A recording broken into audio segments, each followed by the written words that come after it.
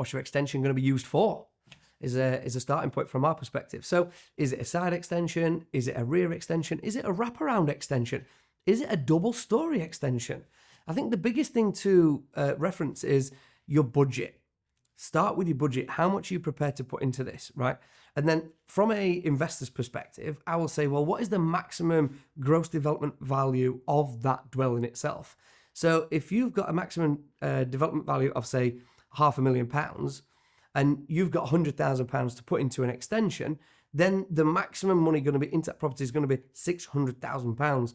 If you was to sell that property on after you do the works and do the extension, for example, are you going to be selling that property for more than £600,000? If you are, then it's a worthwhile investment. If not, but you're willing to just put it in because that's what you want to do, then you really need to be on the understanding that that money is never ever going to come back out. It will be lost in that property.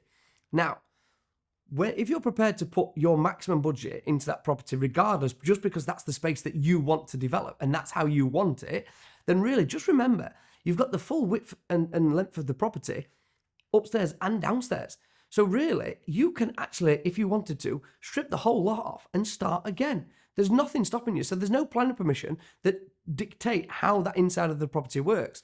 The only thing that does dictate it is the structural integrity of the physical build itself, the superstructure, and then equally the substructure, the foundations beneath. So really, it is a blank canvas where you can maximize the space and then build it to how you want to. The best people to ask are interior designers. Interior designers, these are the people that will really maximize the space. So we're looking at smart storage.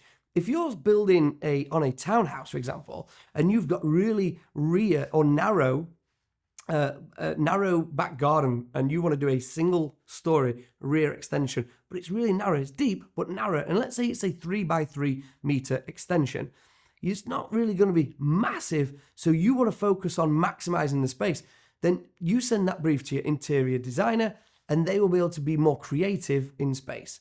It might be smaller kitchen, bigger floor space, it might be storage on the walls, things like that. You really need to maximize the space by speaking to professionals.